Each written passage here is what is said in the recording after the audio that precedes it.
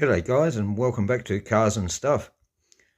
I recently been started collecting these Australian car collection of all the top cars that were made in Australia, or very popular in Australia at the time. And this model happens to be the VH Valiant Charger RT E49 from 1972. So I thought we'd have a bit of a look around it, and as you can see, that's the model that you get, and it's got a little perspex cover thing on it, which can be taken off, and you can actually unscrew the model from its little mounting thing there. But yeah, it's not real bad. I wouldn't say it's one of the best, but it's not too bad. It does have rubber tyres, so you can roll it around if you want, but I don't think I'll be doing that. I think I'll be just putting them on display. And of course, being an Australian Charger, it's one of my favourite. And yeah, growing up near or in the shadow of the factory, yeah, means a bit to me. So there we go. But yeah, as you can see, it's quite a detailed model, even with the if it will focus, you can see the little decal on the back there. And of course, along with your model, you get a bit of a magazine which also describes different aspects about the Chrysler and the Valiant Charger. So yeah, we might have a bit of a look around in that. So on the first page, it's got 1972 Chrysler VH Charger RT E49, Chrysler's most distinguished Australian car. And then it says about the Australian collection and what you sort of get. It's a 1/43 scale model, superbly reproduced down to the finest detail, which I sort of tend to agree with.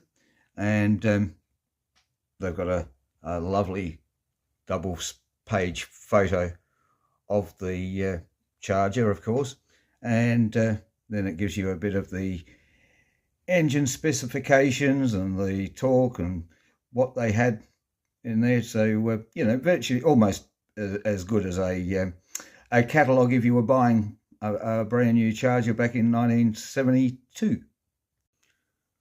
And then, of course, we've got a proper photo of the real Charger, hard Charger.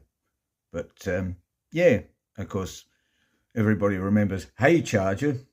Never really heard of hard Charger, but yeah. Anyway, nevertheless, so then it goes on.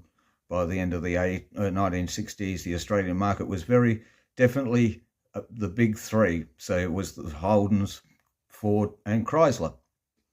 And of course, then it's got a bit of the bit about the Hemi 6 and all the rest of it. So, and of course, there's a real life picture of a Hemi 6 with triple Webers in it, and a bit of a interior shot.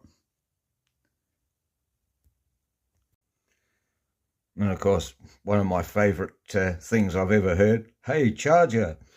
So yeah, a bit of extracts, I'd say, from magazines of the day, or even a bit later, talking about the Chargers and different models of Chryslers and all the rest of it. There's too much there to read, so I won't go reading onto it.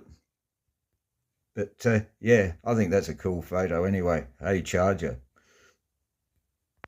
And then we've got a bit of history and what Chrysler started off first with, the Slant 6, and then of course later on they became the Hemi 6, straight 6. And yeah, it was reported that these Sixes were very, very powerful engines, and they were had very longevity as well, so I'm led to believe.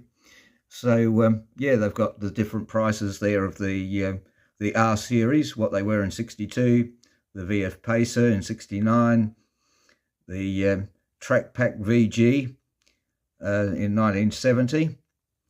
Gee, if we could only get those prices now, hey?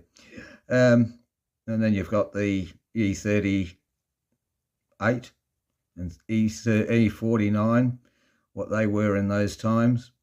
E55, 72, and then we go into the V8s. So yeah, we've got the 6s and the price difference in the V8s.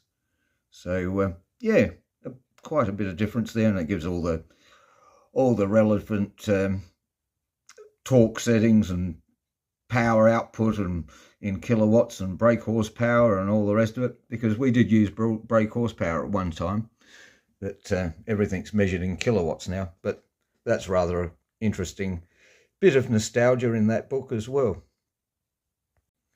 And then on the further page, it's got the death of Valiant was a major factor in the demise of Chrysler Australia. Well, I think we've sort of talked about that, or I've talked about that in other videos about the death of Chrysler and the factors leading up to it, and of course Mitsubishi taking them over. And then on the next page there, we have a bit of a reprint from Wheels magazine back in the day, and talking about how it could hold its own. And yeah, nice old Valiant as well. And of course then we've got here are the new Valiants. So this was from 1973, I believe it's got on there. So it's got a bit of a write-up there from the magazines of the day about the new Valiants that were out in 73 and what they were looking like. And of course Chrysler being involved with the Roots group in Europe, and of course they had this this car here in Europe, which very much looked like the Chrysler Centura, which we got here.